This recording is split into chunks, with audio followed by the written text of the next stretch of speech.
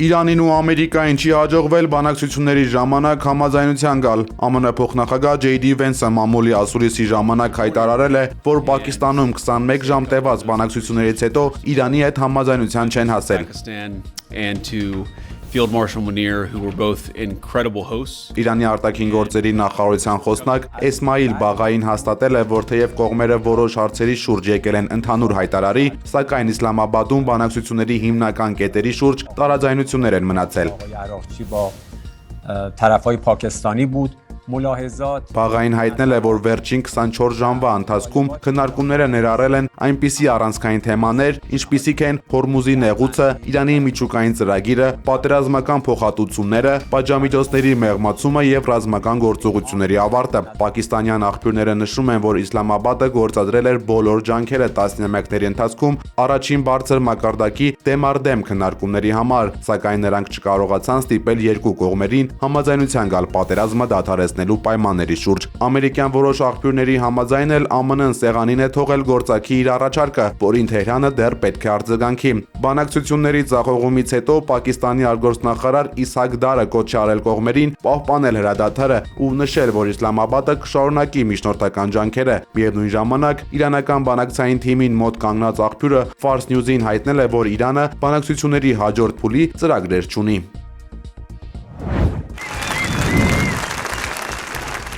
Հունգարիայում այսօր խորհրդարանական հերթական ընտրություններն է, որը կարող է վերջակետ դնել վարչապետ Վիկտոր Օրբանի երկարամյա իշխանությանը եւ զգալի ազդեցություն ունենալ Եվրոպայի, ԱՄՆ-ի եւ Ռուսաստանի հետ հարաբերությունների վրա, կանխատեսում են հունգարացի փորձագետները։ Հարցումների մեծ մասը հաղթանակ է կանխատեսում իշխող Ֆիդես կուսակցությունից անջատված եւ նոր քաղաքականուշ ստեղծած Պետեր Մադյարի համար։ Մադյարը եւ նրա Տիսա-կուսակցությունը խոստանում են վարչակարգի փոփոխություն, Եվրամիության հետ հարաբերությունների անգնում եւ Ռուսաստանի հետ սերտ կապերի դադարեցում։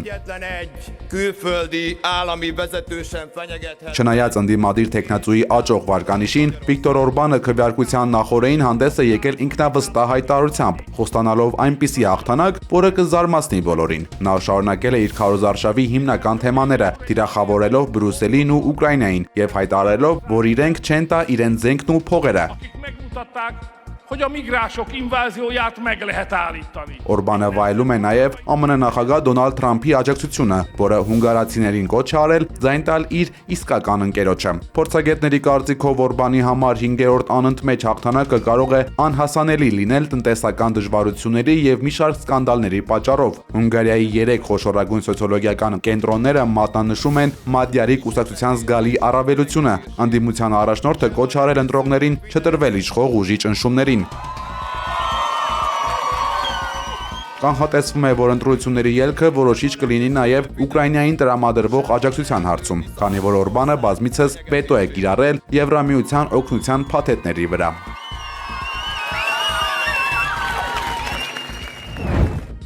Թուրք-իսրայելական հարաբերությունները թևակողել են բացահայտ թշնամանքի եւ դիվանագիտական անդունդի նոր փուլ։ Անկարայի դատախազությունը Բենյամին Նեթանյահուի եւ Իսրայելի ռազմաքաղաքական վերնախավի համար պահանջել է 1102-ից մինչև 4596 տարվա ազատազրկում։ Իսրայելի պաշտպանության նախարար Իսրայել Կացն այս քայլն անվանել է աբսուրդ եւ Ռեջեփ Թայիփ Էրդողանին որակել է թղթեվագր։ Իսրայելցի պաշտոնյան հիշեցրել է Թուրքիայի նախագահի անգործությունը սեփական տարածքին հարվածած իրանական հրթիռների նկատմամբ։ Կացը Թուրքիայի առաջնորդին մեղադրել է քրդերի սպանության, հակասեմականության եւ Համաս խմբավորմանը սատարելու համար։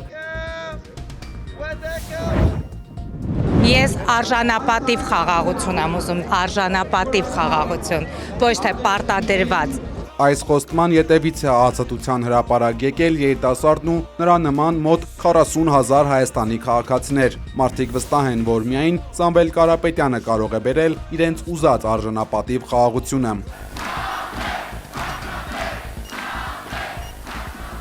Նաև իրական տնտեսական զարգացում։ Ուժեղ Հայաստան կուսակցության քաղխորհրդի անդամ Նարեկ Կարապետյանը իր ելույթում նկատել է, որ տարիներ շարունակ գործող իշխանությունը ոչ միայն չի իրականացրել տված խոստումները, այլև հետևողական թուլացրել է պետության հիմքերը։ Այսօր ըստ Կարապետյանի Հայաստանը կանգնած է պատմական երկընտրանքի առջև, կամ շարունակել ներկա ընթացքը, որը նա բնորոշել է որպես լճացման ու անապահովության շրջան, կամ գնալ արմատական փոփոխությունների ճանապարհով։ Ասել է հունիսին 7-ին մենք պարզապես քաղաքական ընտրություն չենք անելու, այլ քվեարկելու ենք հանուն երկրի որակական փոփոխության։ Ընտրությունը մեկն է։ Փոփոխություն Սամվել Կարապետյանի հետ, թե լճացում, աղքատություն, անարգանք իրար հանդեպ ու վաղ հարևաններից Փաշինյանի հետ։ Ո՞րն է մեր ընտրությունը։ Ընտրությունը պարզ է։ Ուժեղ Հայաստան ունենալու համար մեզ պետք է այդ փոփոխությունը։ Հանրահավաքի մասնակիցները, որոնց հետ զրուցել ենք հրապարակում, համաձայն էին այս տեսակետի հետ։ Տարածվող ատելությունը խեղդում է, ասել են քաղաքացիները։ Մեր հասարակությունում ամենից կարևորը ատելությունը պետք է վերանա։ Ատելությունը բերում է վրեժլուծության եւ ամեն վատ բաներ։ Այս 8 տարի ատելությունը բերել է, որ այս հասարակությունը այդ ատելությունը մաշին խեղդում է։ Պետք է պայքարենք, փորձենք, հույսով մնանք, որ պետք է հաղթենք։ Չի կարա սենց մնալ։ Սա կկործանի երկիրը։ Այդ թրկյա իչար է, զիքոյ է արքայություն և զորություն և հարկ, հավիտյանս ամեն։